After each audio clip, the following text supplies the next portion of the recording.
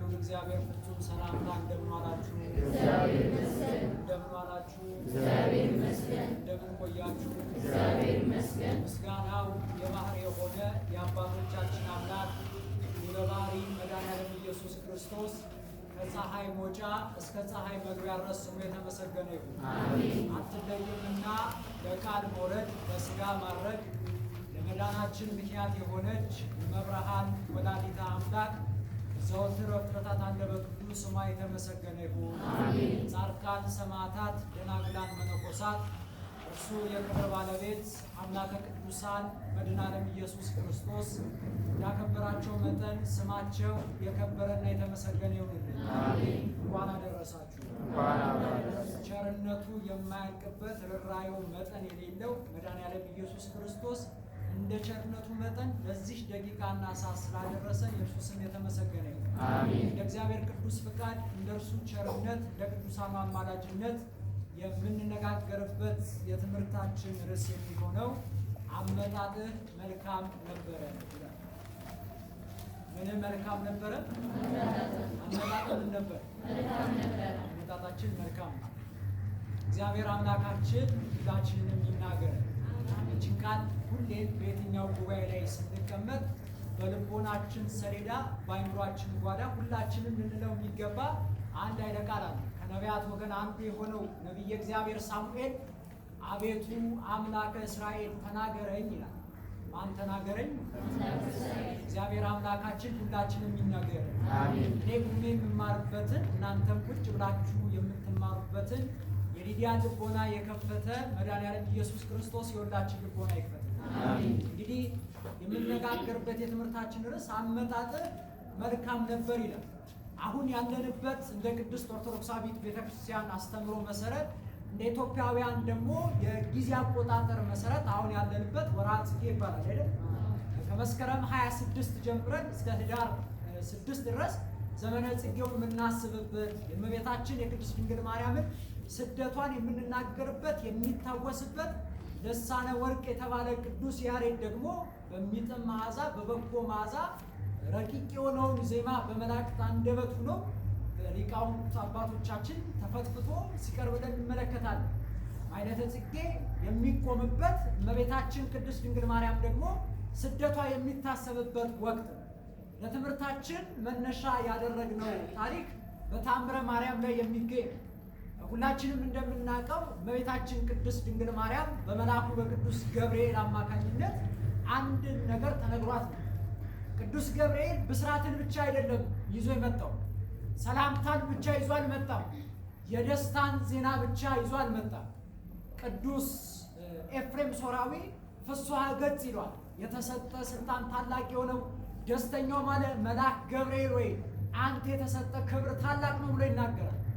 እመቤታችን ቅድስት ድንግል ማርያምን ባበሰረበት አውድ ክፍሉ በተመሳሳይ መልኩ ደግሞ ለቅዱስ ዮሴፍ ሄደና እናቱና ልጁን ይዘው ወዴት ተሰደዳል? ወደ ግብፅ ይዘው ምን በል ዮሴፍ ሆይ አትፍራ፣ እናትና ልጁን ይዘው ወደ ግብፅ ተሰደድ ብሎ ተናገረ። ይሄ እንደተናገረው በተአምረ ማርያም ላይ ታሪኩ ይቀጥላል። መጽሐፍ ቅዱስ ስናነብ እመቤታችን ቅድስት ድንግል ማርያም ክርስቶስን ይዛ ወደ ግብፅ እንደተሰደደች ነው የሚናገር። ከዛ በኋላ ግን ምን እንደተፈጠረ ምን እንደተደረገ አይነግረንም። ሙሉ ታሪኩን የምናገኘው ተአምረ ማርያም ላይ በተሰኘው መጽሐፍ ታላቅ መጽሐፍ ላይ እናገኘዋል። የጻድቁ አባታችን ዮሴፍ ልጅ የነበረው ዮሳ የሚባል ልጅ ነው። እመቤታችን ቅድስት ድንግል ማርያም መድኃኔዓለም ኢየሱስ ክርስቶስን ይዛ በተሰደደችበት ክፍላው ላይ ፈርዖን ማነው ንጉሱ ሕፃናት ላይ ሳይራራ ለሕፃናት አዘኔታ ሳይኖረው ክርስቶስን ያገኘው መስሎት ብዙ ሕፃናት እንዲፈጁ አድርጎ ነው። ወዲያውኑ ይሄንን ዜና የሰማው ዮሳ እየሮጠ ወደ እመቤታችን ቅድስት ድንግል ማርያም ጻድቁ አባታችን ዮሴፍ ወዳለበት እነ ሰሎሜ ወዳሉበት የሮጠ እየገሰገሰ ይመጣል። ወዲያውኑ ገስግሶ በመጣ ቅስፈት ላይ እንደደረሰባቸው ወደ መንገዱ ሲሄድ እነ ጠላታችን ዲያብሎስ ያገኘዋል።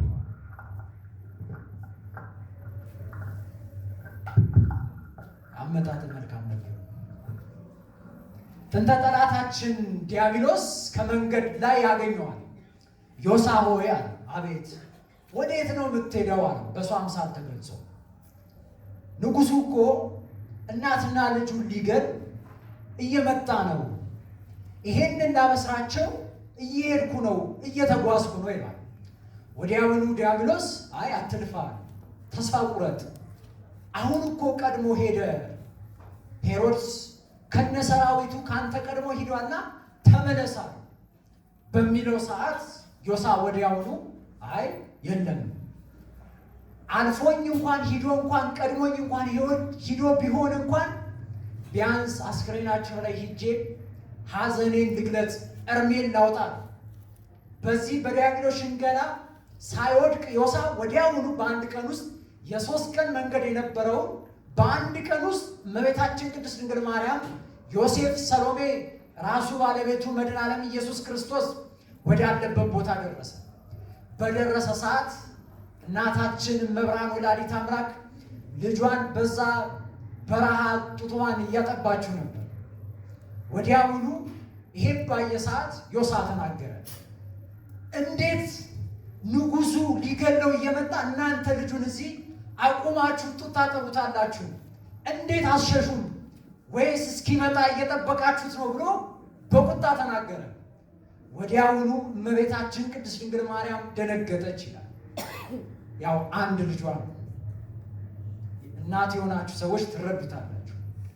አንድ ልጄ ሊገሉብኝ ነው ብላ እመቤታችን ሊነገር የማይችለውን እንባ ፈሰሰች ይለናል። በሰው አንደበት የሐዘን ጥግ ተብሎ የሚነገረውን የሐዘን ልኬት፣ የሐዘን መጠን የመጨረሻውን ተብሎ ሊነገር የሚችለውን ሰው ቢያለቅስ እመቤታችን ቅድስት ድንግል ማርያም ያነባችውን እንባ ሊያነባ ይችላል። ወዲያውኑ እመቤታችን እንባዋን ዘረገፈችው፣ አወረደችው። የአምላክ እናት ሐዘንን የምትረጋጋው ድንግል ማርያም በልጇ በወዳጇ ላይ በመጡባት ሰዓት ግን አልቻለች። ክርስቶስ ዞር ብሎ ዮሳን አየ። ዮሳ ሆይ አመጣጥህ መልካም ነበረ፣ ግን እናቴን አስደነገጥክብኝ።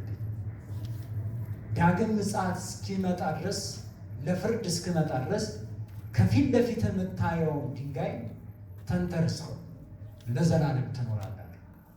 ዮሳም ድንጋይ ሆኖ ቀረ ይላል። አመጣጡ ምን ነበር? መልካም ነበር። ጥሩ ብስራትን ይዞ ነበር የመጣው። ሽሹ ለማለት ብሎ ነበር የመጣው። ልክ የኛ ሰው ማለት ነው። አንድ ሰው ሊመክራችሁ ይጠራና እኔ ለአንተ አስቤ ነው፣ እኔ ምንም ምቀኝነት የለኝ፣ ግን እውነቱን ንገረኝ ካልከኝ ብሎ ልባችሁ እስኪደማ ድረስ ካጥረገረጋችሁ በኋላ እንዳትቀየም ተስፋ አስቆርጧችሁ አሁን አታፍርም ይላል። እኔ የምገስጽህ ለአንተ አስቤ ነው፣ እኔ የምናገረው ለአንተ ብዬ ነው፣ ግን እያለ እንዳትሞቱ እንዳትድኑ አድርጎ ከተሳደበ በኋላ ይቅርታ አድርገኝ ካስቀየምኩ። አመጣጡ ጥሩ ነበር፣ ሊመክር ነበረ፣ ግን ሰውን ጎርቶ ነው የሄደው። አንዳንድ ሰዎች አለ ለሰው መካሪ መስለን የሰው ልጅን ተስፋ የምናሳጠው። ዮሳ ልክ ነበር፣ የመጣበት መንገድ ልክ ነበር፣ አመጣጡ ጥሩ ነበር። ነገር ግን እናቱን አስደነገጠበት። ክርስቶስን ተናገረ። አሁን በምናስበው በወርኃ ጽጌ ላይ 6 ሳምንታት አሉት። በመጀመሪያው ሳምንት ላይ የሚታሰቡ የሳምንታቱ የየራሳቸው መታሰቢያ አላቸው። የመጀመሪያው ሳምንት ላይ ጌታችን መድኃኒታችን ኢየሱስ ክርስቶስ በሙሽራና በበጎ መዓዛ እንደሚመሰል ሊቃውንቱ የሚናገሩበት አዳር ነው። ክርስቶስ በጎ መዓዛ እንደሆነ፣ የመዓዛ ሁሉ ምንጭ፣ የበጎ የሰናይ ምግባራት ሁሉ መነሻ እርሱ ክርስቶስ እንደሆነ ሊቃውንቱ በረቀቀ ዜማ ይነግሩናል።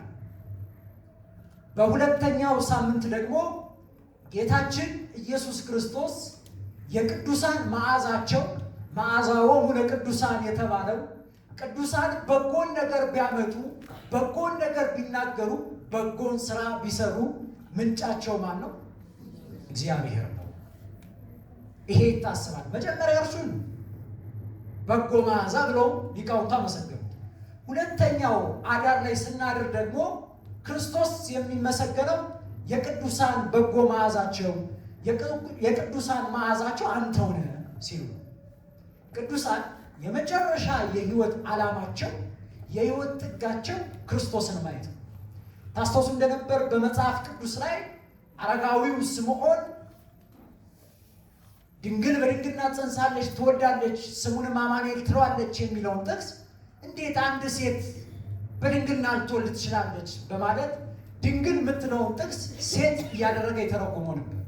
መልአኩ ተገልጦ ይህንን እስክታይ ድረስ አትሞትም ብሎት 700 ዘመናትን ከአልጋው ጋር ተጣብቆ ካሳለፈ በኋላ እመቤታችን ክርስቶስን ይዛ ወደ መቅደሱ ስትሄድ ያገኘዋል። ባገኘው ሰዓት ጌታ ሆይ ማዳንህን አይቻለሁና ባሪያህን ምን በለኝ።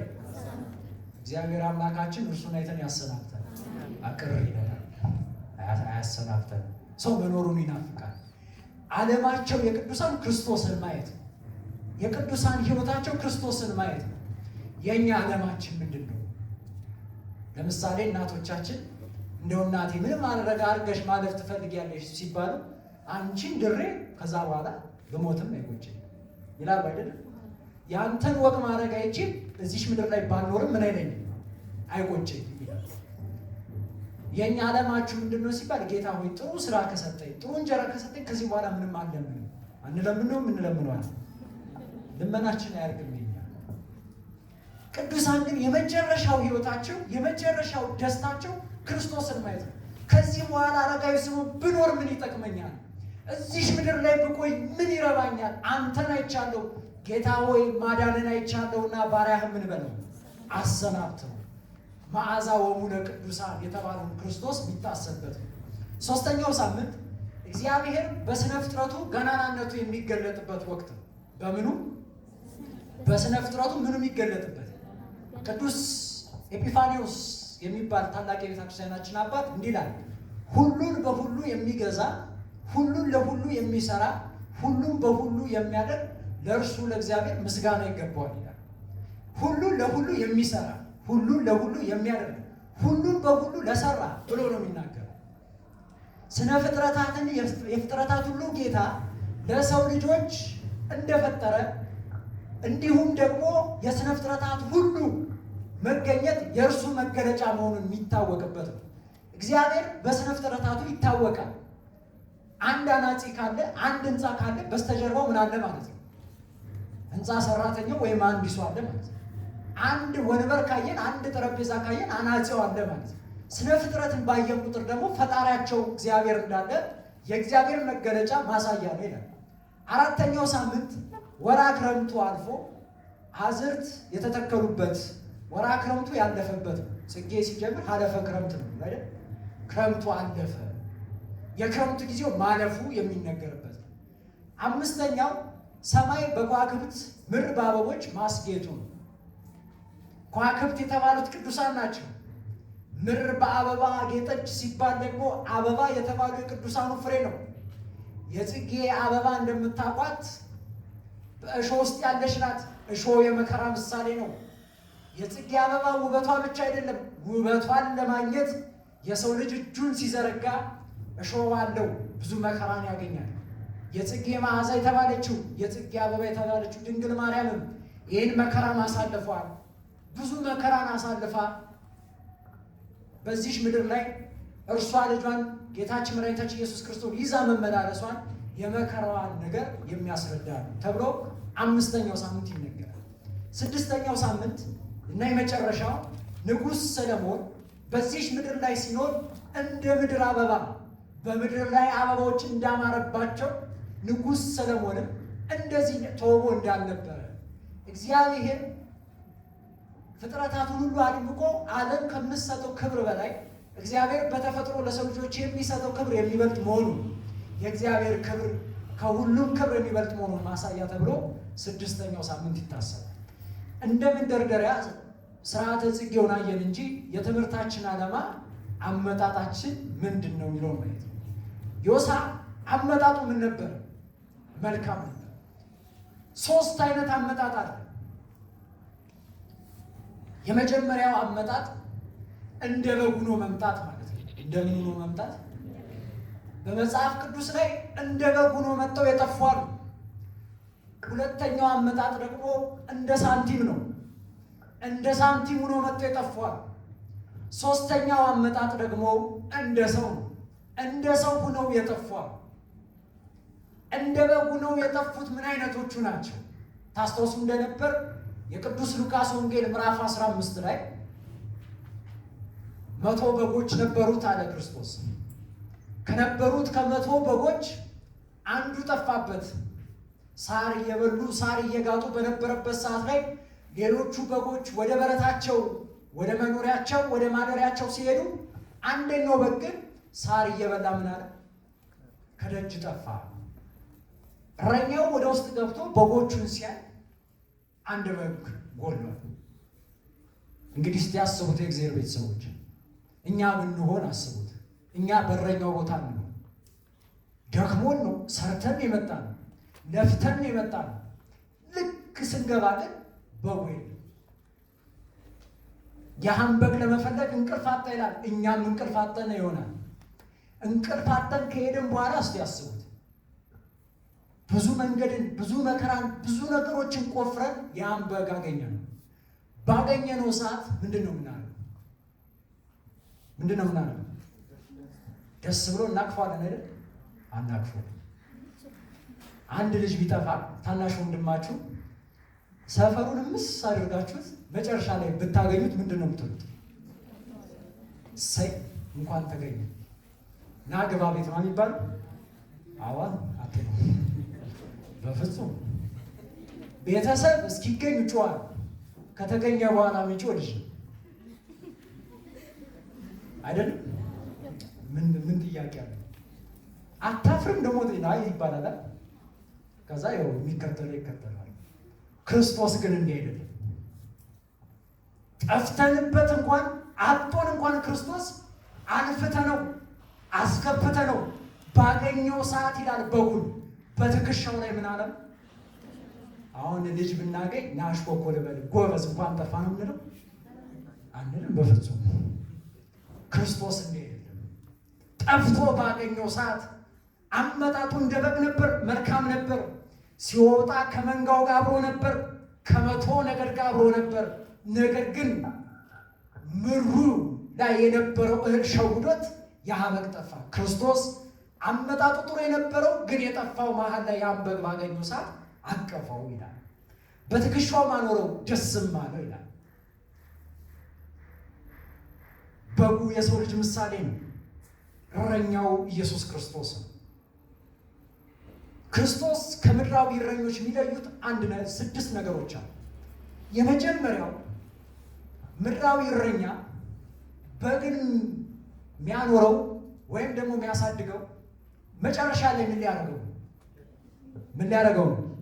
ሊሸጠው። ክርስቶስ ግን ሊሸጠው አይደለም፣ ሊሸጥለት ነው። ራሱን አሳልፎ ተሽጦለታል እንጂ ያህን በግ አልሸጠውም። ሁለተኛ እረኛ ከፊት ነው የሚሆነው፣ ከኋላ ነው የሚሆነው። ክርስቶስ ግን ከኋላ አይደለም። ከየት ነበር ሲቀድማቸው ነበር? ና ተከተለኝ አይደለም? ተከተሉኝ፣ ተከተለኝ። ይሄ ማለት እሱ ከፊት ነው። መስቀሌን ይዞ የማይኖር ተሸክሞ የማይከተለኝ ቢኖር መከተል ማለት ክርስቶስ ከፊት ቀድሟል። ከምድራዊ እረኛ የሚለየው ክርስቶስ ፊት ለፊት ነው ራሱን አሳልፎ የሚሰጠው። ሶስተኛ ምድራዊ እረኛ በጉን ምን ይለዋል? መጨረሻ ላይ ይበሏል አይበሉም? ይበሏል አይደል? ክርስቶስ ግን እንደ ምድራዊ እረኛ አይደለም። ይልቁኑ ስለ በጎቹ የሚሸለት እረኛ ነው። ብሉኝ ያለ ስጋዬን የበላ ደሜን የጠጣ ምን አለው? ክርስቶስ የሚበላ ሳይሆን ስለ በጎቹን ብሉኝ ብሎ ራሱን አሳልፎ የሰጠ እረኛ። በግ የተባለው ደግሞ የሰው ልጅ ነው። ምን አይነት ሰው ነበር? ያ ገጸ ባህሪው በግ በፍቅር ነው የምትኖረው። ፍቅር ነበረው ሲኖር ሰላም ነበር። በግ አፍረቷን በላቷ የሸፈነች ናት። ይሄ ሰው በንስሐ ውስጥ ይኖር የነበረ ነው። በፍቅር ይኖር የነበረ ነው። ከነገዶቹ ጋር ተስማምቶ ይኖር የነበረ ነው። ግን አንድ ቀን ተሸወደ። አንዳንድ ሰዎች አሉ በፍቅር እየኖርን በንስሐ ውስጥ እየኖርን በሰላም እየኖርን ከዕለታት ባሉ ቀን ግን ከክርስትና ሕይወት ስንወጣ እንችላለን። ሴጣን ሌዮስ ያለው ምንድን ነው? ተስፋ ቁረጥ፣ ከዚህ በኋላ ንጉሱ ቀድመዋል፣ አታገኛቸውም አለ። ምን አትላቸውም? ሴጣን ተስፋ አለው የለው? የለው? አለው የለው? አለው? እሺ፣ የሰው ልጅ ተስፋ አለው የለው? እርግጠኛ ናቸው? በጣም ጥሩ። ሴጣን ተስፋ ይቆርጣል አይቆርጥም? ይቆርጣል? በጣም ጥሩ። የሰው ልጅ ተስፋ ይቆርጣል አይቆርጥም? ይቆርጣል። ሰው ተስፋ ሲቆርጥ ከማን አነሰ ማለት ነው? ተስፋ መቁረጥ ማለት ነው በክርስትና ሕይወት ላይ አንድ ሰው በሕይወቱ ተስፋ ሲቆርጥ ከሴጣን አንሷል ማለት ነው። ለዚህ ነው የሚያስጨንቃችሁን ሁሉ በእኔ ላይ ጣሉት ያለ። ሴጣን ደግሞ የሚፈልገው ተስፋ ማስቆረጥ ነው። ኃጢአት ሲያሰራን እስቲ ያስቡት። ሁላችንም ወደኋላ እንመለስ። እፍ ያነዳል፣ እፍ ያጠፋል ነው አይደል? እናቶቻችን እፍ ይላሉ አይደል? እሳት ሲያነዱ፣ ሲያጠፉትስ እፍ ነው። ኃጢአት ስንሰራ ሁለት መንፈሶች ይመጣሉ በአእምሯችን። የመጀመሪያው ምን ይላል? በል ጎበዝ ስራው፣ አንተ ብቻ ትሰራው ይሄን ኃጢአት፣ አንተ ብቻ አይደለ ደካማ ስራው እንጂ ይላል። የመጀመሪያው ሁሉም የሚሰራውን ኃጢአት ነው የምትሰራው። ደግሞ እግዚአብሔር ምንድን ነው? ቸር ነው ስራዋ። ሁለተኛው ደግሞ ተው፣ ይሄ ነገር ምንድን ነው? ኃጢአት ነው አታድርገው ይላል። ልክ ባለበት ሰዓት ላይ ኃጢአቱን መስራት ስንጀምር አንደኛው ሀሳብ ይጠፋል አይደል? ወይ ደግሞ ኃጢአቱን አለመስራት ስንጀምር አንደኛው ሀሳብ ምን ይላል? ሁለቱ የእግዚአብሔር መንፈስና የዲያብሎስ መንፈስ ናቸው። ዲያብሎስ ኃጢአት ስንሰራ የእግዚአብሔር ቸርነትን ይናገራል። ምን ስንል? መጀመሪያ ላይ ነው እግዚአብሔር ቸር ነው ስራው ይላል። እግዚአብሔር መንፈስ ቅዱስ ደግሞ ኃጢአትን ልንሰራ ስንል ተው አትስራው ይላል። ኃጢአት ለደቂቃ እንኳን አይደለም ጣዕሟ። በአንድ ወቅት አንድ እብድ ወረቀት ላይ የአእምሮ ህመም ያለበት ሰው በረጅም እንጨት ላይ ጽሑፍ ጽፎ ከተማውን ይዞ ህዝቡ ምንድን ነው የጻፈው ምንድን ነው ያለው እያለ ይከተላል። እያለ ሰው እየበዛ ይመጣል። እንዳይናገሩት እብድ ነው። አውርደው እንዳይቀሙት ይመታቸዋል። ያላቸው አማራጭ አንድ ነገር ምን አሉ? ይውረድልን። ምን ይበልልን? ምን ይበልልን? ልክ ወደ ቤተ መንግስት አካባቢ ጋር ሲደርስ ይሄ ድምፅ ከፍ እያለ እየተሰማ ምን ይበልልን? ይውረድ። ምን ይበል? ምን ይበል? እቺ ነገር ከባድ ናት። 4 ኪሎ ላይ ማን ነው የሚወርድ? መንግስት ወጣ ማለት ነው። ማን ነው የሚወርደው ብሎ ሲል አይ ጽሑፉ ይውረድልን። መንግስት ኃይሉን ተጠቅሞ ጽሑፉን አስወረደ። ሲያስወርድ ጽሑፉ ላይ ነበረው እንዲህ ነው። ከእንጨቱ ጫፍ ላይ ያለው ወረቀት ይህ ነው የሚል ምንድን ነው የሚለው? ከዛ ህዝቡ እንዳለ ውይ ለዚህ ነው እንዴ? ኃጢአት ሰርተን ወዲያውኑ እንዲህ ነው የምንለው? ውይ ለዚህ ነው እንዴ? ዝሙትን እስክንሰራው ብቻ ነው የሚያጓጓው። ከሰራ ነው በኋላ ውይ ለዚህ ነው እንዴ? ሴጣንም ያውቀዋል። ደስታው ጊዜያዊ እንደሆነ ያውቀዋል። ጸጸቱ ዘላለማዊ እንደሆነ ያውቀዋል። ልክ ኃጢአት እስክንሰራ ድረስ በል ይላል። ኃጢአቱን ሰርተን ከጨረስን በኋላ ደግሞ ይመጣል ሴጣን ድጋሚ። አሁን አታፍርም? ሰው ነኝ ብለህ ቤተክርስቲያን ትሄድ? እንዳንተ አይነት ወራዳ የለም እኮ እዚህ ምድር ላይ። በላርፈህ ቁጭ በል፣ እንዳማረብህ ምን በል ቀጥልበት ይላል። መንፈስ ቅዱስ ደግሞ ይመጣና እግዚአብሔር ቸር ነው ንስሐ ግባ። ሴጣን የመጀመሪያው ሰው የሚያጠቃበት ተስፋ ማስቆረጥ ዮሳን ሊያደርገው የነበረው በግ የተመሰለ የሰው ልጅ። ሁለተኛው ሳንቲም። የጠፉበት ቦታ ሁለቱም ይለያያል። በጉ የጠፋው መንገድ ዳር፣ ሳንቲሙ የጠፋው ዲናሩ ቤት ውስጥ። አንድ ሴት 10 ዲናሮች ነበሯት። ከ10ሩ ዲናር አንዱ ጠፋባት። ቤቱን አመሰቃቀለችው ይላል። ምን አለችው? እስቲ አመሰቃቀለችው በሉ። ምኑን ለማግኘት? እንዳትረሷት እቺን ቃል። ሳንቲሙን ለማግኘት ቤቱን ምን አለችው? አመሰቃቀለችው። ካመሰቃቀለችው በኋላ ጠረገች። ከጠረገች በኋላ ቆሻሻውን ሰበሰበች። ቆሻሻው ምን አለች? ከሰበሰበች በኋላ ሳንቲሙን አነሳችው። ባገኘችውም ሰዓት ደስ አላት። ዝጎ ነበርና ጠረገችው ይላል ሉቃስ ወንጌል ምዕራፍ 15። በሴት የተመሰለችው ቅድስት ሥላሴ ናቸው። ሳንቲሙ አሁንም የሰው ልጅ አመሰቃቀለችው ይላል። እግዚአብሔር ሲወደን ሕይወታችንን ሊያመሰቃቅለው ይችላል። ምን ሊለው ይችላል? ልክ እንድንሆንለት ሊቀጣን ይችላል። ወደ እርሱ እቅፍ እንድንመለስለት መከራ ሊያመጣ ይችላል። ግን ለክፋት አይደለም፣ ለበጎ ነው። በእውነት አለማወቅን የሰጠ አምላክ እግዚአብሔር ስሙ የተመሰገነ ይሁን። በሽታን የሰጠ አምላክ እግዚአብሔር ስሙ የተመሰገነ ይሁን። ምን ነው ቅር አላችሁ? አሜን በሉ። ቅር አይበላችሁ። እንኳንም በሽታ ነው፣ እንኳንም አለማወቅ ነው። አለማግኘትን ማጣትን የሰጠ እግዚአብሔር ስሙ የተመሰገነ ይሁን። ማጣትም ጸጋ ነው፣ መርሳትም ጸጋ ነው። መርሳትን የሰጠ አምላክ እግዚአብሔር ስሙ የተመሰገነ ይሁን። እንዴት ሊል ይችላል ሰው? እግዚአብሔር መርሳት ባይኖር ኖሮ ስንት ሰው ያብድ ነበር። ስንት ሰው የማንን በደል መርሳት ይችል ነበር። መርሳት በተፈጥሮላችን ላይ ማትታከል ቢሆን ኖሮ ስንታችን በመከራ ውስጥ እንወድቅ ነበር። ስለሚያን እግዚአብሔር ድክመታችንን ይነሳናል። በሽታ ሲመጣ ለበጎ ነው። መጻጉዕ መታመሙ ክርስቶስ እንዲያገኝ አድርጎታል። የእግዚአብሔር ቤተሰቦች በሽተኞች ነን ጤነኞች?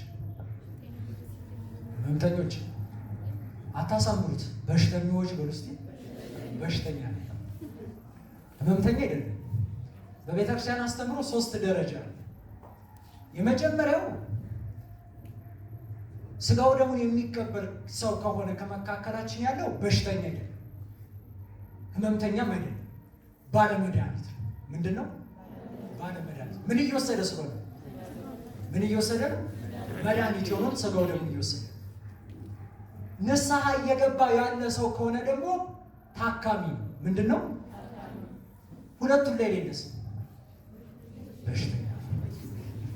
ስጋው ደሙ ላይ ንስሐ ላይ የሌለን ሰዎች ከሆንን ምንድን ነን ማለት ነው? በሽተኞች። ሁላችንም በሽተኞች።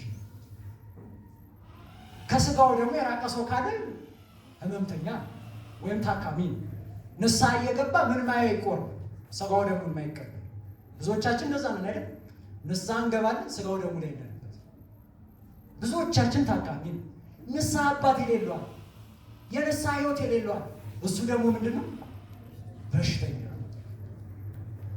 ሳንቲሙን አመሰቃቀለችው ማለት ያመሰቃቀለችው ሴቷ ናት። ሴቷ ደግሞ እግዚአብሔር ነው፣ በእሷ የተመሰለ። እግዚአብሔር ሲወደን ህይወታችንን ላይ መከራ ሊያመጣ ይችላል። በመከራው ስናልፍ ነገሮች እየተስተካከሉ ነው ማለት ነው። ሰው መከራ ሲደርስበት ነው እግዚአብሔር የሚፈልገው። ክቡር ዳዊት እስከ ማይዜኑ ትረሳኒ ለግሙራ፣ እስከ መቼ ነው የምትረሳኝ? ምን ምትለኝ? አሁን እስከ መቼ የምትለው ቃል አስታውሰኝ ምን አትልም ማለት ነው።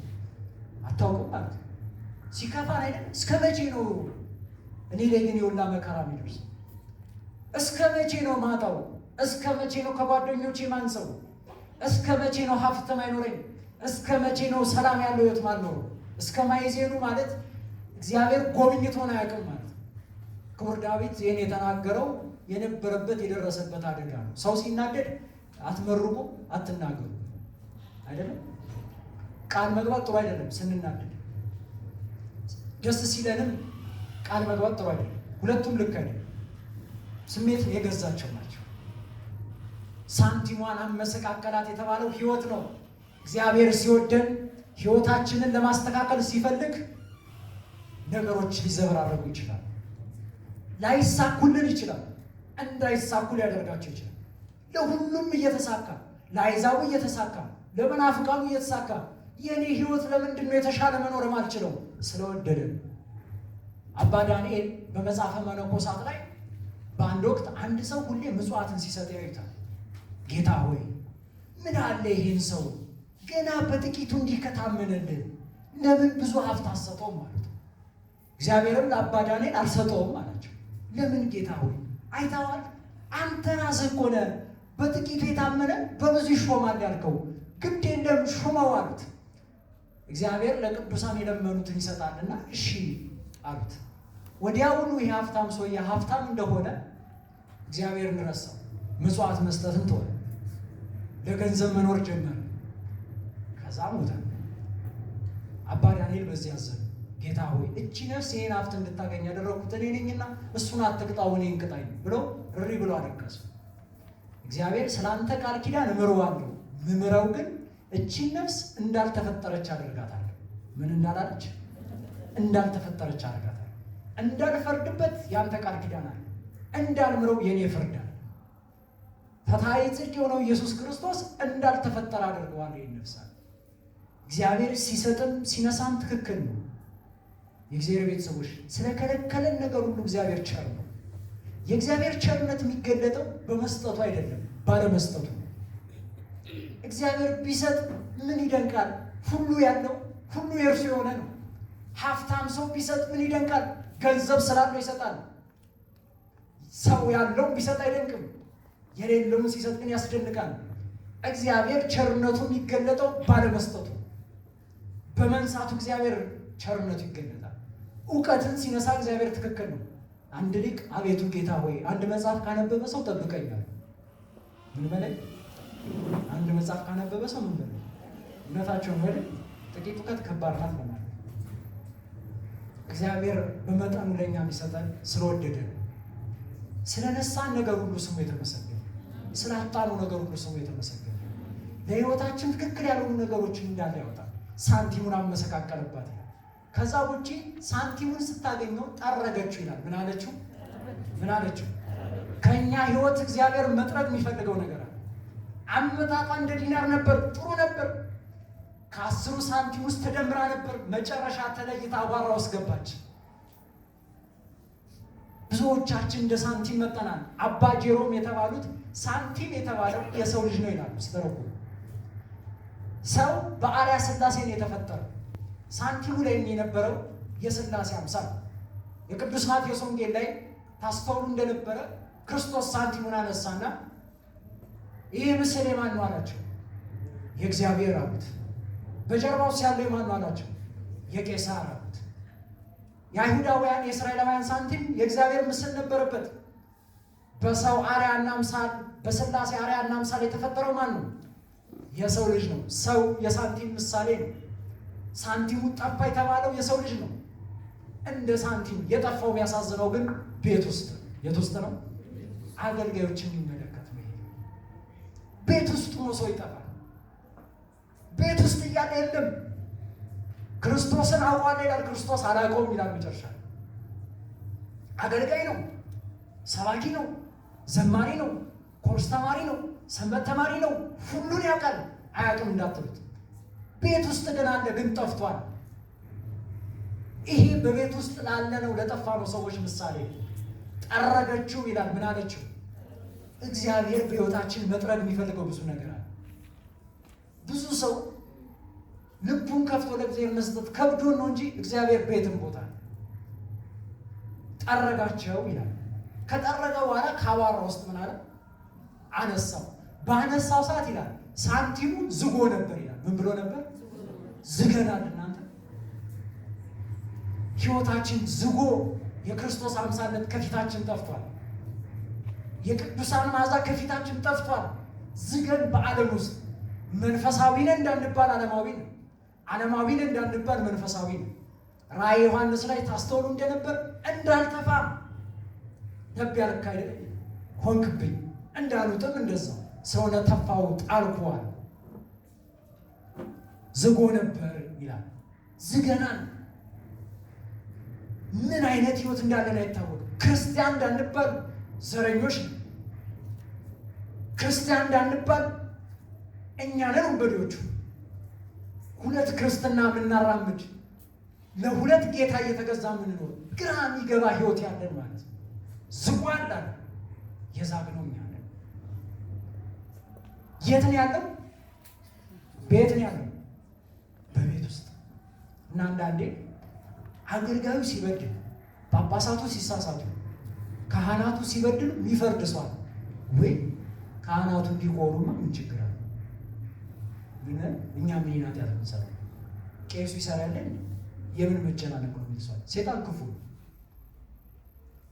የዛቀው ሰው ያለው የት ውስጥ ነው? ሳንቲሙ የት ውስጥ ነው? ቤቱ ምንድን ነው? ቤተ ክርስቲያን። ቤተ ክርስቲያን በሉ እስቲ ሐኪም ቤት ናት እንጂ ፍርድ ቤት አይደለችም። ቅዱስ ዮሐንስ አፈወርቅ ቤተ ክርስቲያን ሐኪም ቤት ናት፣ ፍርድ ቤት አይደለችም። ስለሆነ የተሰበሰብነው እንዳለ ምንድነን ማለት ነው? ምንድነን? ጭንቃ አሻሻላችኋት እስቲ በሽተኞች ነን። ድብን ያለን በሽተኞች አጣታሽ ሞልሙሏት ኃጢአተኞች ነን። ንስሐ አንገባም። አዎ ስጋው ደግሞ አንቀበልም። ስለሆነ እንዲህ ማለት ያስፈልግ በሽተኛ ነን።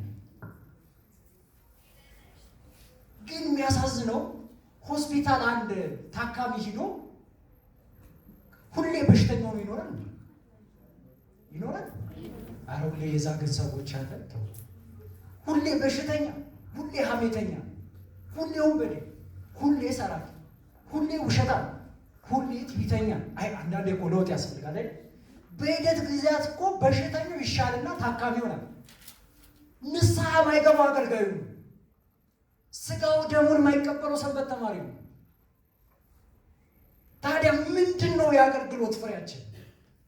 ምንድን ነው ቤተክርስቲያን ውስጥ መቀመጣችን ጥቅሙ? ሊያውም የከፋው ውድቀት የሚደርስበት ነው። ለምን ካላችሁ ያለው የት ስለሆነ ነው? ሐኪም ቤት ስላለ በሽተኞች ብዙ ጊዜ ሐኪም ቤት ከመብዛታቸው ብዛት ዶክተር ይሆናሉ። መጨረሻ ላይ ምን ይሆናሉ? ሁሌ የሚታዘዝላቸው መድኃኒት ሌላ ታካሚ ሲመጣ እኔ እኮ ይላል ይሄ መድኃኒት ታዞኛል በሉሰዶ ይላል። እዛው ሪፈር ይጽፍላችኋል። በሽተኛ ሐኪም ቤት ውስጥ በጣም ከቆየ መጨረሻ ላይ የሚሆነው ዶክተር ነው። ከዛ በሰው ይፈርዳል ማለት ነው። ፈራጁ ደግሞ እኛው ነን፣ ኃጢአተኞቹም እኛው እና እግዚአብሔር መጥረግ ይፈልጋል። ብዙ ነገር ከአይምሯችን ማስወገድ ይፈልጋል። ታስታውሱ እንደነበር የመቶ አለቃዋ ልጅ ቤት ውስጥ ክርስቶስን ሄዶ ጠራውና ጌታ ሆይ ልጄ ልትሞትብኝ ነው፣ እባክህ መምህር ሆይ ና አድንልኝ ሲል ህዝቡ ምን አለ? መምህሩን አታድክም፣ ምን አትበለው፣ ልጅ እኮ አርፋለች አሉት። እጅን ቃል ክርስቶስ ጆሮ ውስጥ ገባች። ወዲያውኑ ሄደ። በሄደ ሰዓት ያቺ ሴት እውነትም አርፋለች። ቤት ውስጥ ቁጭ ብላ ነበር። ወደ ውስጥ አንኳኳ፣ ገባ ይላል። ወደ ቤቱ ሲገባ እያለቀሱ እየጮሁ ነበር። እንዲህም አላቸው፣ ስለምን ትንጫጫላችሁ? በሉ እስቲ ስለምንስ ታለቅሳላችሁ ሲላቸው፣ ልጅቷ አልሞተችም ተኝታለች እንጂ አላት። ሁሉንም ሰው አስወጣቸው ከእናትና ከአባቷ በስተቀር ይላል። ወደ ክፍሏም ገባ። ወዴት ገባ? ገባ። አልጋዋ ላይም ተኝታ ነበር። አንቺ ልጅ ተነሽ አላት። እቺ ልጅ በመጽሐፍ ቅዱስ እድለኛዋ ሴት ናት። ለምን ካላችሁ በየትኛውም የቀብር ስነ ስርዓት ላይ ነፍስ ይማሩን የበላ ሙት የለም። የምትበላዋንም ምን በሉላት?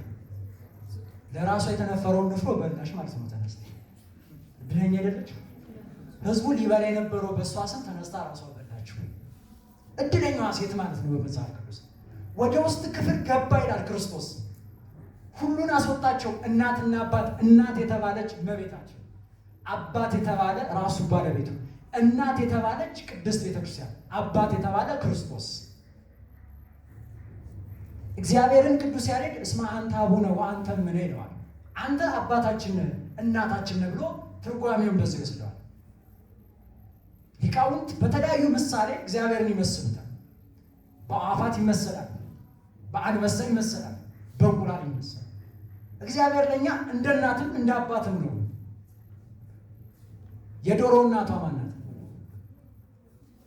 ማናት? እንቁላልና ዶሮ።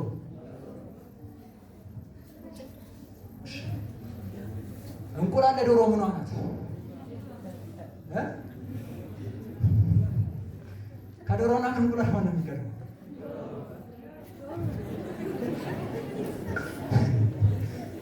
ጉድ እኮ ማን ነው የሚቀድመው?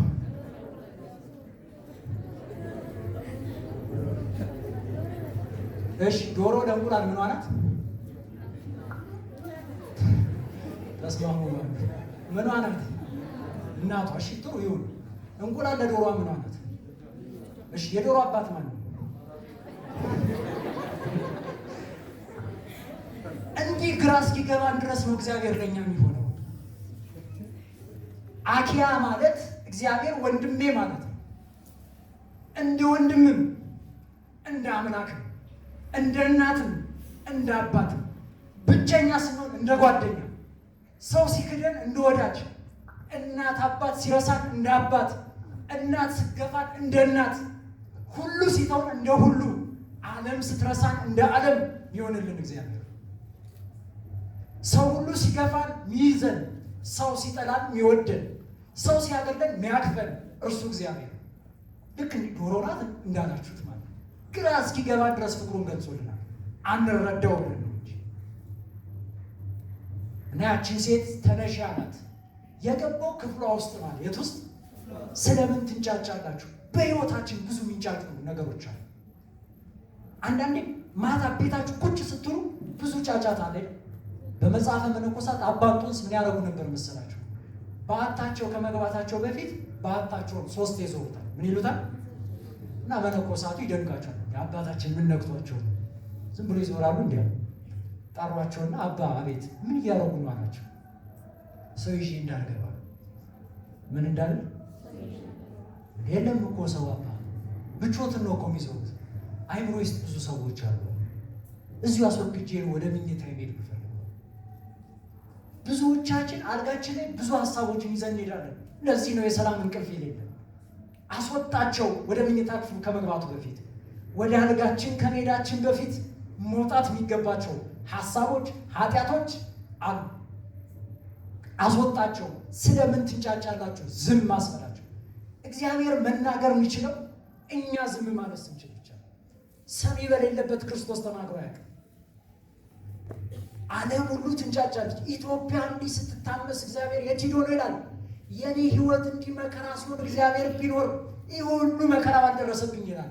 አንተ ዝም ማለት ስትል ክርስቶስ መናገር ይጀምራል። እግዚአብሔር ለመጀመሪያ ጊዜ የተናገረው ማንን ፈጥሮ ነው? ሰሚዎቹን መላእክትን ፈጥሮ። ሰሚ በሌለበት እግዚአብሔር አይናገርም። ምን ሰማ ስላልሆንን ነው። ያልተማርነው ቃል እግዚአብሔር የለም። ያልወረድብን ምክር የለም። አልተለወጥም። ለምን ሲባል ሰሚዎች ነን እንጂ አድማጮች አይደለም። በቤት ውስጥ ላለው ደግሞ ይከፋል። ያቺን ሴት ቤቷ ድረስ ገባ። ተነሺ አላት። ልክ እንደ ሳንቲሙ ቤት ውስጥ ገብቶ እግዚአብሔር የሚፈልጋቸው ነፍሳቶች አሉ። እግዚአብሔር በቸርነቱ ይጎበኛል። ከእግዚአብሔር ጋር መኖርና በእግዚአብሔር ቤት መኖር ይለያያል። ይሁዳ በእግዚአብሔር ቤት ይኖር ነበር አልነበር? ነበር አልነበር? ነበር። ከእግዚአብሔር ጋር ነበር አልነበር? ቅድስት ቤተ ክርስቲያን በኖህ መርከብ ትመሰላለች። የኖህ መርከብ ውስጥ ጅብ ገብቷል አልገባም? ገብቷል? ገብቷል። ርግብ ገብቷል አልገባም? እባብ ገብቷል አልገባም? በጣም ጥሩ። ቤተ ክርስቲያን ውስጥ ጅብ ገብቷል አልገባም? ገብቷል አልገባም? ገብቷል። እኛ ሆነን አንደኞቹ ጅብ ገብቷል ማለት ገንዘብ ይበላ ማለት አይደለም። ጾም ማይጾም ማለት አንድ የለም። ክርስቲያኑ ነው ማይጾም፣ ኦርቶዶክስ ነው ማይጾም አንድ የለም አለ። ሁለተኛ ደግሞ ርግብ ገብታለች አልገባችም? ገብታለች። የዋህ ሆኖ የገባል። የኖህ መርከብ ከቤተ ክርስቲያን የምትለየው አማናዊቷ ቤተ ክርስቲያን የገባውን ሁሉ ትለውጣለች። ጅብ ሆነን የመጣን ሰዎች ነበር አመጣጣችን ለመቀየር። ነገር ግን ያልተለወጥን ሰዎች አሉ። ቤተ ክርስቲያኒቷ ትለውጣለች። ቤተ ክርስቲያን ውስጥ አፈር ሲገባ ምን ይሆናል? እምነት ይሆናል። ውሃ ሲገባ ምን ይሆናል? ጠበል ይሆናል። ሰው ሲገባ ምን ይሆናል? ምን ክርስቲያን ይሆናል። ዮሐንስ አፈወርቅ አንተ ሰው ነኝ ትላለህ፣ ሊያውም አታፍርም፣ ክርስቲያን ነኝ ትላለህ። ክርስቲያንነት ከሰውነት በላይ። ለምሳሌ አንድ ወንድማችሁ በጥፊ መቷችሁ በጥፊ ብትመቱት ትክክል ነው አይደለም? እንደ ሰው ሰውኛው ትክክል ነው አይደለም? እንደ ሰው ሰውኛው እንደ ሰው ማለት ነው። እሺ እንደ ክርስቲያንስ እንደውም ቀኝን ስጠው ነው ይልጽም አይደል? ሀሳቡ ክርስቲያንነት ከፍ ይላል ከሰውነት። ረቂቅ ነው ክርስትናው እና ሳንቲሙ በውስጥ ላሉት አገልጋዮች ምሳሌ ያልተቀየሩ ብዙ ሰዎች አለ። ለእግዚአብሔር ቤተሰብ መመላለስና መመለስ የተደበላለቀ ሁሌ ሰው እየተመላለሰ እንዴት ይኖራል? መመለስም እኮ ያስፈልጋል።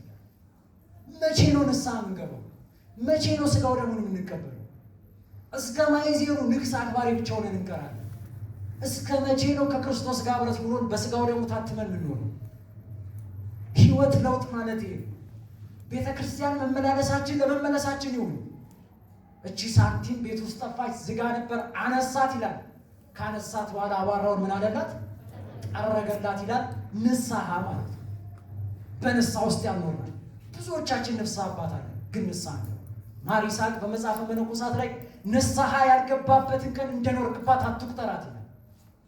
ሰው ንስሐ ያልገባበት ቀን የሞተበት ቀን። መቼ ነው ህይወታችን የሚለወጠው? አመጣጣችን ጥሩ ነበር። ታስተውሉ እንደነበር የመጀመሪያ ቀን ቤተክርስቲያን ስንመጣ ጫማችን አውልቀን አይደል? በሩን ተሳልመን መቅደሱን ስንገባ ፈርተን የሰንበት ትምህርት ቤት አዳራሽ ስንገባ እንኳን ተሳልመን ነበር። እየለመድነው ስንመጣስ ተዳፈር አይደለም? ሰውም ቀና ብለን አናይም፣ ገላምጠነው ነው የምናልፈው። ፈርተን እኔ ኃጢአተኛው ብለን ነበር። አመጣጣችን ጥሩ ነበር። አሁን ግን እንደ ዮሳ የሆኑ ሰዎች አሉ። ጥሩ ነበር የመጣንበት መንገድ ጥሩ ነው። ለመማር መተናል። አመጣጣችን መልካም ነው። መማራችን ለለውጥ ይሁን። ጥሩ ነው። ጊዜያችንን ለእግዚአብሔር ከፍለን መተናል። አመጣጡ መልካም ነበር። ነገር ግን እናቴን አስደነገጥካት። እናት የተባለች ቤተክርስቲያን ምሳሌ። ቤተክርስቲያንን ያስደነገጠናት ብዙ ሰዎች አሉ። ቤተክርስቲያንን ያሰደብናት ብዙ ሰዎች አሉ። አስደነገጥካት እናቴን ያለ በቤተክርስቲያን ይመሰላል። እምነባህ ቅዱስ ቤተክርስቲያን አይደል የሚለው? እናታችን ቤተክርስቲያን። በእኛ ህይወት ቤተክርስቲያን ትሰደባለች። በእኛ ህይወት ሃይማኖታችን ይነቀፋል። እንከን የለበትም ሃይማኖታችን። ብዙ ሰው አይታችሁ ከሆነ ምንፍቅና ዓለም ላይ የገባ ሰው ምንድን ነው የሚላቸው? እኔ ኦርቶዶክስ እያለሁ ጠጣ ነበር አሚል አይደለም ይሉት። ጠጣ ብላለች ቤተክርስቲያን አላለችም። በሱ ህይወት ምክንያት ከቤተክርስቲያን ወጥቷል። ዘፋኞቹ እነማን ናቸው ሲባል ኦርቶዶክስ። ጭፈራ ቤት ያለው ማየተብ ያሰሩ እንዲህ ያለው ኦርቶዶክስ። ለምን ኦርቶዶክስ ሆናለሁ? ቤተክርስቲያን ብትሰራ ኑሮ እኮ ህይወታችሁ ይለወጥ ነበር የሚል መናፈቅ አይጠፋም። ለዚህ ነው ክርስቶስም በእናንተ ምክንያት የሰማያዊ አባቴ ይሰደባል፣ በእናንተ ምክንያት ደግሞ የሰማያዊ አባቴ ይከብራል። ለማንም ብለን አይደለም ኃጢአት የምንሰራው፣ ለማንም ብለን አይደለም ወደ ጽድቅ ጎዳና የምንሄደው። ማንን በመፍራት ብቻ? እግዚአብሔርን በመፍራት። ሁለተኛው በቤት ውስጥ የጠፋው አለን ያለን መስሎናል፣ ግን የለንም። ታስታውሱ እንደነበር የማቴዎስ ወንጌል ምዕራፍ 7 ቁጥር 1 ላይ እንዲህ አላቸው፣ ጌታ ሆይ በስምህ አጋንንትን አባረናል፣ ትንቢትን ተናግረናል፣ ሰብከናል አሉት። ምን አላቸው? እሱ አላቃችሁም። እግዚአብሔር ከዚህ ይሰውረን። እንደው አያስደነግጥ? ሰርግ ቤት ተጠርታችሁ ሂዳችሁ በክብር እኮ ተጠርታችሁ ልትገቡ ስትሉ አላቃችሁም። አያስደነግጥ? እንደው መጨረሻ ላይ ተምረናል፣ ስጋው ደግሞ እየተቀበልን ክርስቶስ ጋር ስንል ማን አንተ አላቀም ቢል እውነት ያስደነግጣል። እግዚአብሔር ከዚህ ይሰውረን። እግዚአብሔር ከምድር ጀምሮ ያውቃችኋል። በነሳው ስንኖር ክርስቶስ ያውቀናል፣ በስጋው ደግሞ ስንኖር ክርስቶስ ያውቀናል። ብዙ ሰው ይናገራል፣ አይ እኔ ስጋው ደግሞ ማልቀበለው ደግሜ ኃጢአት ብሰራስ አይደለም ስለሆነ ለምን እቀበላለሁ? ጨርሼ ልግባበት እንጂ አይደል የሚለው የእግዚአብሔር ቤተሰቦች። ኃጢአት አያልቅም፣ እሱ እኛን ይጨርሰናል እንጂ። ስጋው ደሙን ማንቀበለው ለምንድን ነው? ብቁ አይደለም አይደል የምንለው? አዛኝቷ ማርያም ለዚህ ምስክሬ ናት። ማንም ብቁ አይደለም ስጋው ደሙን ለመቀበል። አቡነ ሽኖዳ ሳልሳዊ ጌታ ሆይ ስጋን የምቀበለው ደምን የምቀበለው ብቁ ሁኝ አይደለም ስለሚያስፈልገኝ ነው። ምን ስለሚለኝ? በሽተኛ ነን አይደለም? ለበሽተኛ ምን ያስፈልገዋል? መድኃኒቱ ደግሞ ስጋው ደግሞ ስለሚያስፈልገኝ ነው የምቀበለው። ብቁ ስለሆንኩ አይደለም፣ ንጹህ ስለሆንኩም አይደለም። ምንም ብታጠብ ምንም ብነጻ ከአንተ ስጋው ደግሞ ክብር አልበልጥም፣ ግን ያስፈልገኛል። በሽተኛ ነኝ። ለዚህ ነው እኮ በከመ ምሕረትከ ወአኮ በከመ አበሳነ ያለው አምላካችን ወይ እንደ ቸርነት ነው እንጂ ስርዓተ ቅዳሴያችን ቢለው እኮ እንደ ቸርነት ነው የምንቀበለው፣ እንደ በደላችን አይሆንም ቢለው ይሄ ነው። አንድ እናት ስጋው ደግሞ የመጀመሪያ ጊዜ ተቀብለው ወጡ ከቤተ መቅደስ። እንዲያ ጌታ ሆይ ዛሬ ስጋና ደምን ተቀብያለሁ፣ ወደ ሲኦል ብታወርደኝ ግን አብረን እንወርዳታለን። ምን እንላለን? አብረን ምን እንላለን? ንጹህ እምነት እኮ ምን ማለት መሰላችሁ? በስመ አብ ያለ ማለት የእሳቸው እምነት ላይ እኛ አልደረሰም። ምን ማለት መሰላችሁ?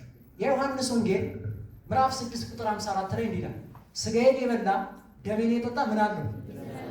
እኔ በእርሱ እኖራለሁ፣ እርሱ በማን ይኖራል? አንተ በእኔው ስለምትኖር አንተ ከኔ ጋር ስላለ ብታወርደኝ ጌታ ሆይ አብረን ነው የምንወርዳት። ግልጽ ነው አይደል? አስታው እውነታቸው ነው። እሱ በማን ውስጥ አለ? በእሳቸው ውስጥ አለ። እሳቸውም በእርሱ ውስጥ አለ። ቢወርዱ አብረን ነው የምንወርዳት። ሰው ስጋው ደግሞ ተቀብሎ እንዴት ሲሆን ይወርዳል? እምነት ግን ተመልከቱ። አሁን ብንሞት መልሳችን ምንድን ነው? አሁን ስንወጣ ህይወታችን ብታቆም መልሳችን ምንድን ነው? ዛሬው የመጨረሻ ቀናችን ቢሆንስ? ነገን ማናይ ሰዎች ብንሆንስ? ቅዱስ ያዕቆብ ዘስሩግ በሥርዓተ ቅዳሴ ላይ እንዲህ ያለ ነፍሴ 3 ነገርን ትፈራለች። ስንት ነገርን? አንደኛ ነፍሴ ከስጋዬ በተለየሽ ቅጽበት አለ። ምን? እውነት ነው፣ ያስፈራል። አስባችሁ ታውቃላችሁ? ምንድን ነው መልሳችን? ነፍሳችን ከስጋችን በወጣችበት ቅጽበት ምን ሊፈጠር ይችላል? ይህን ሳስብ ይጨንቀኛል አለ ቅዱስ ያዕቆብ።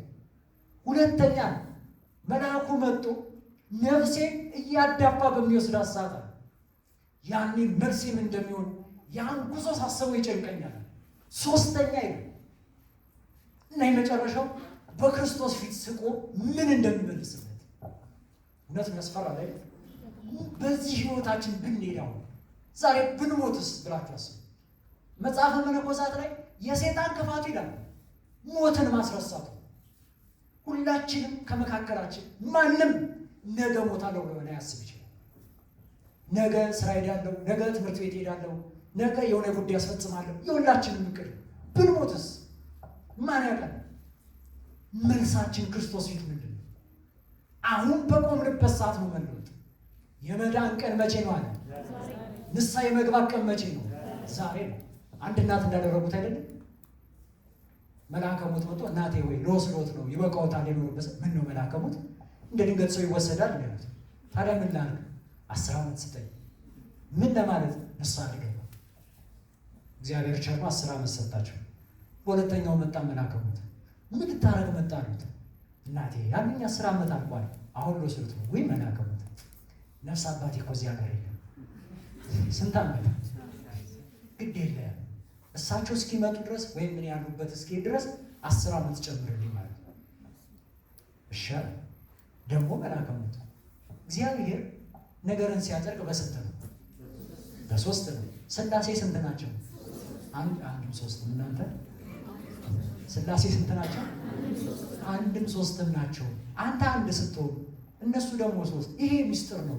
የሚሰብኩት ለማንም ሚስጥረ ሥላሴ ለመላኩ ማለት ነው። እሺ ይሁን አላቸው። 30 ዓመት 3ኛው ዓመት አለቀ። 3ኛው ዕድል አለቀ። መጣ መልአከ ሞት። እናቴ ሆይ አሁን ያሉኝ ዕድል አልቋል ልወስዶ ሲል ምን ነው መልአከ ሞት አትረሳኝም? እንዲህ ያሉት ሰው ሞት ቢረሳው ደስ ይላል። ወይ ሞት ይርሳኝ ይላል። ብዙ ሰው አይረሳም። አትጨናነቅ፣ አይረሳም በፍጹም። ነገ ብንሞትስ ማን ነው ተጠያቂው ለነፍሳችን? ማንም። ሂደው ለመኑት፣ እባካችሁ ከእናንተ ዘይት ስጡን አሉን ይላል ማቴዎስ ወንጌል ምዕራፍ 25። በፍጹም እንኳን ለእናንተ ልንሰጥ እኛ ያዝነው አይበቃንም አሏቸው። የእግዚአብሔር ቤተሰቦች ጊዜ አይጠብቀን። አባ እንጦንስ ሁሌ ጠዋት በተነሱ ቁጥር አሁን ስንት ሰዓት ነው ይላል። ምን ይላል? አሁን ስንት ሰዓት ነው? ማን ነው 1 ደቂቃ ወደኋላ መመለስ የሚችለው? ማን ነው ከመካከላችን የዛሬን 12 ሰዓት ወደ ኋላ ማምጣት የሚችለው? ማንም። ታዲያ የምንቀልድበት ጊዜ አይደለም፣ በስጋው ደግሞ የምንታተምበት። ሶስተኛውና የመጨረሻው ሰዓት ስለሄደብን የመጨረሻው ልጅ ከአባቱ ጋር ተጣልቶ የወጣው ከማን ጋር? ልጅ መጣና ለአባቱ አባቴ ሆይ ሀብቴን ስጠኛ። ምንን ስጠኝ? ሀብቴን ስጠኛ። አባትም እንዲህ አለ። አመጣጡ እንደ ልጅ ነበር፣ እንደ ዮሳ ጥሩ ነበር አመጣጡ።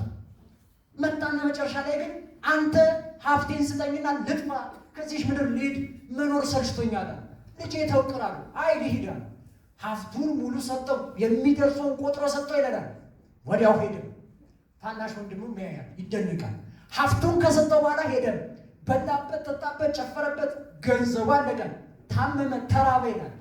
አጣ። እንዳይመለስ ሀብቱን ወስዷል። በዛው እንዳይቀር ረሃብ አጎሳቅሎታል። ምን ያደርግ ልጅ? ወደ ቤቱም ተመለሰ ይላል። ወደ ልቡ ተመለሰ። በሉ እስቲ ሁላችንም ወደ ልባችን ይመልሳል። ወደ ልቡ ተመለሰ። ሄደ። በሄደም ሰዓት ወንድሙ ያየዋል። አባት ከርቀት ባየው ሰዓት ደስ አለው። የጠፋው ልጄ መጥቷልና እባካችሁ ፍሪዳን ሰውለት፣ ጠቦትን ሰውለት፣ ድል ያለ ድግስ ደግሱለት ብሎ ታላቅ ደስታን አኖረ። ደስ አላቸው ይላል።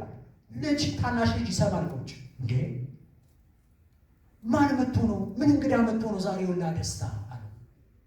ወንድም እኮ መጣ፣ እንኳን ደስ አለ ሲሉት ፊቱን አጠቆረ። እሱ እኮ ሀብቱን ወስዷል፣ ገንዘቡን ወስዷል። ለምንድን ነው እንዲህ የሚደገስለት? ጭራሽ የበለጠው ልብስ አለበሰው ይላል ብሎ ወንድም ተቆጣ ይላል። ልጅ በተባለው የጠፋው ልጅ እኛ ነን፣ በሰው የተመሰለ። የመጀመሪያው በምንድን ነው? በበግ። ሁለተኛው፣ ሶስተኛው በምንድን ነው የተመሰለው? ሶስተኛው የተመሰለው በሰው፣ የሰው ልጅ ማለት ነው። ጠፋ ወዲያውኑ። ሀብቱን ሁሉ ወሰደ የተባለው ጸጋ ሁሉ ይዞ ወጥቷል። የልጅነት ጸጋ ነው፣ የመስበክ ጸጋ ነው፣ የመዘመርን ጸጋን ሰጠው። የወጡ ሰዎች አሉ ነበሩ አይደል? አሁንም አሉ። ሁሉም ቤተክርስቲያን ሰጣቸው፣ ትተዋት ሄዱ። ወዲያውኑ ደስ አለው። ሲመለስ ሲያየው ግን ይላል። ሰው ሲመለስ ደግሞ የሚከፋን ሰዎች አሉ። እግዚአብሔር የሚፈልገው መመለሳችን። ፍሪዳ ያለው ስጋው ደሙን ነው። ፍሪዳ አቅርቡለት፣ ስጋው ደሙ ማለት ነው። ታላቅ ደስታ ሆነ፣ የመላእክት ደስታ ማለት ነው። ሶስተኛው የጠፋው ሰው ነው። ቤተ ክርስቲያን የነበሩ ከዛ ግን ትተዋት ምን ያሉ? ዘማሪ ነበርኩ እኮ። አንዳንድ ሰው ገጥማቸው ያውቅም? የዛሬን ያርገውና ሰንበት ተማሪ ነበርኩ ይላል። ገጥማቸው ያውቅም? እንደነስ እኛማ አንቀድሰው ቀደስ ነው። የዛሬን ያርገውና ዲያቆን ነበርኩ። እኛማ እንስበከው የዛሬ ዓመት የዛሬን ያርገውና ሰባኪ ነበርን ሚል ሰው ገጥማቸው ያውቅም?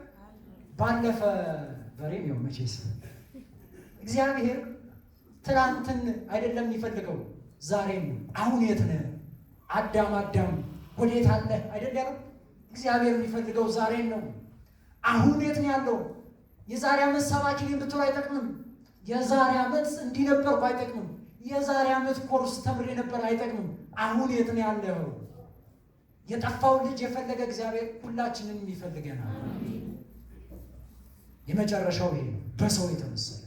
እንዴት ከጠፋንበት እንመለስ? አንዳንድ ሰው ሊነግራችሁ ሀዘን ሊናገር ወይም የሆነ ነገር ሊናገር ሲመጣ መጥቶ ምን ይላል? ምን ይላል? ወይ እንዴት አድርገው እንዳምኑ እኮ ሚል ሰው ገጥሟቸዋል። ቅዱስ ዮሐንስ አፈወርቅ የፈለገ አነጋገር በጎ ቢሆን ኃይለ ቃል ከተጨመረበት ሰውን ከሰው የሚያጋጭ ከሆነ ኃጢአት ነው ይላል። እንዴት ነው በበጎ የምንመለሰው የሚለውን አንድ ነገር ብቻ ተናገር እናመቃለን። ዝም ብለህ በሉ እስቲ ተማር፣ ባይገባህም ተማር፣ በተማርከው ባታፈራም ተማር፣ የተማርከው ልብ ብለህ ባታጤነው ዝም ብለህ ምን በል ባይገባህም ባትለወጥበትም ዝም ብለህ ምን በል የተማርከው ትምህርት ከዕለታት በአንድ ቀን ከኃጢአት ወጥመድ ውስጥ ያድንሃልና። ትልቁን አለት ጠብታ ውሃ በጊዜ ብዛት እንደምትሰነጥቀው እንደ አለት የደለደለው ልቦናህን በቃለ እግዚአብሔር ብዛት ይሰነጥቀዋል። መማር እንዳትተው። ዲያብሎስ ለሚማር ሰው ኮርስ፣ ስብከት፣ አገልግሎት ሊማር ለሚመጣ ሰው ይቀናል። 3 ፈተናን አቅርቧል መነኮሳቱ። የመጀመሪያው በአገልግል የዶሮ መዓዛን እያመጣ ያሸትታቸው ነበር። መነኩሴ ይናደዱና ገዝተውት ምንድን ነው ያደረገው ሲባል ሲከፈት ዶሮ አይደለም፣ 3 ነገር ይዟል። አንደኛው ቡትቶ ጨርቅ ነው፣ ሁለተኛው ገመድ ነው፣ 3ኛው መርፌ ነው። ምን ልታደርገው ነው አሉት። ቡትቶ ጨርቁን ጧት አስተኛበታለሁ አለ። ምን ልበታል? 11 ሰዓት ላይ ምንተኛውን እንቅልፍ አስባችታል? እያባበልኩ አስተኝባታለሁ አለ። እሺ ገመዱ ሳሉት፣ ገመዱ ምክንያት ማለት አንዳንዴ ቅዳሴ፣ ለስብከት፣ ለቁርስ፣ ለትምህርት ልትመጡ ስትል ብዙ ነገር አይፈጠርባችሁ፣ ብዙ ምክንያት ይመጣል። አመክንዮን አበዛባቸዋለሁ። 3ኛውስ መርፌ ምን ያደርጋል? ሁለቱን ዘለው ላመለጡኝ ሰዎች አናታቸውን ወጋቸዋለሁ አለ። ምን እላቸዋለሁ?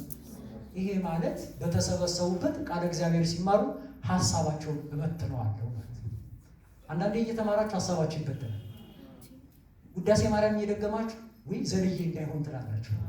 ሴጣን ሀሳባቸውን እበትናለሁ። አመጣጥ ምን ነበረ? አመጣጣችን ያሳምራል።